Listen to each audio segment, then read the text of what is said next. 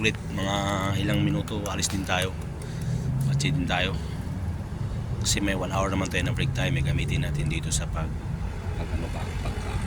tanggal ng stress. Ayan, na tayo dito. Trivia muna tayo, guys. Alam nyo ba na ang Bahrain is pinaka pangalawang strong currency sa buong mundo? Ang Bahrain kahit maliit siya pero malakas yung currency niya. Siya yung pinaka pangalawa kasi ang una is yung Kuwait dinar, tapos pangalawa is Bahrain dinar, pangatlo yung Oman, tapos pang-apat yung Jordan, tapos the rest kayo na lang mag-research. Tapos ang Bahrain mayroon lang siyang lot area is 260 square miles or 760 kilometers. Ang liit lang, di ba? Kumpara mo sa Pilipinas, ilan ang sa atin ng lot area natin is 300,000 kilometers, square kilometers yung Pilipinas. Kumbaga ang liit lang, parang isla na yung Bahrain, pero ang laki ng ang currency nila. Gawa kasi ng exporter kasi sila ng oil dito sa buong mundo. Yun ang pinaka nila business dito. Tapos ayun, ang palitan kasi ng piso to 1 dinar is depende sa palitan. Ang palitan kasi natin ngayon sa 1 dinar to versus to peso is 147. Depende na kung minsan aabot siya ng 150, ganun. Pero dati nung dumating ako dito back to 2013, ang palitan lang is 117 piso to 1 dinar. Pero ngayon medyo tumaas na siya, umabot na siya ng 147, 150, mga ganun, minsan 151, mga ganun.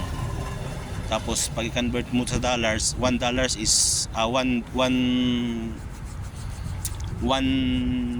dinar is equivalent to 260 at 2.60 dollars. Mga ganun, depende sa palitan. Nagkakatalo yan sa mga palitan. Minsan pag bumawagsak yung market, minsan tataas yung market. Nataalala ko tuloy yung nandun ako sa Qatar back 2012.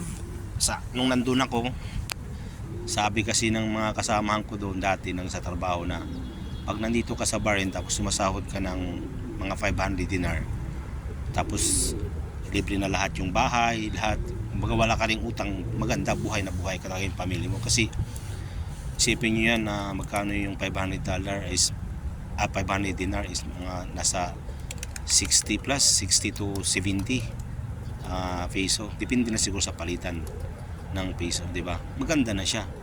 Okay na siya kung wala kang utang, wala kang lahat, kung baga yun lang, wala ka na ring babayarang bahay. Sa'yo na lahat, kung baga net pay mo na makukuha yun. Natural na yung mga babayad mo sa internet, kunti lang naman, hindi naman gaano yan, di ba? Pero yung bayaran ng bahay kasi mahal kasi ditong bahay. Kaya yun naman, trivia lang para sa papunta pala ng Bahrain. Okay?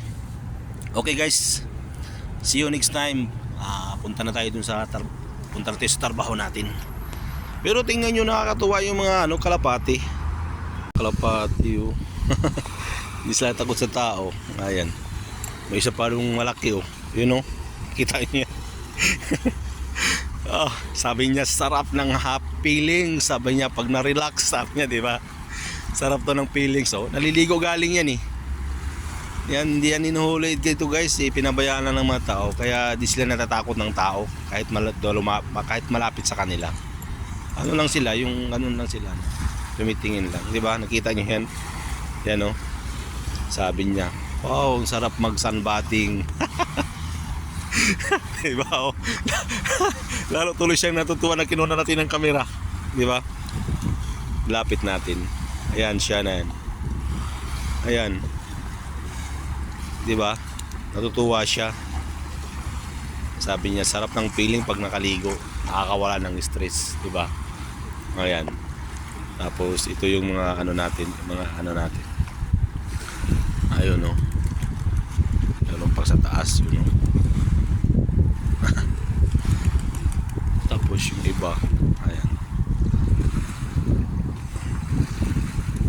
Ayun, yung marami. May pagkain ka sila doon. Maganda kasi pag may pagkain ka, ilagay mo lang sa harapan mo, lalapit yan sila. Sa sunod kong punta, dala tayo ng pagkain. Ayan yung yung Bahrain. Ayan. yan yung ano ng US Navy, post navy. Tapos yun yung tulay, tapos super. Tapos yun, paikot lang yung baril, maliit lang siya. Yan eh. Diba? Ganun lang. Tapos yun, low tide kasi siya. Pag gabi siguro to high tide siya. Yung mga naging isda dito, sila yun ang karoon ng isda dito. May lambat nga sila yun. Ayan.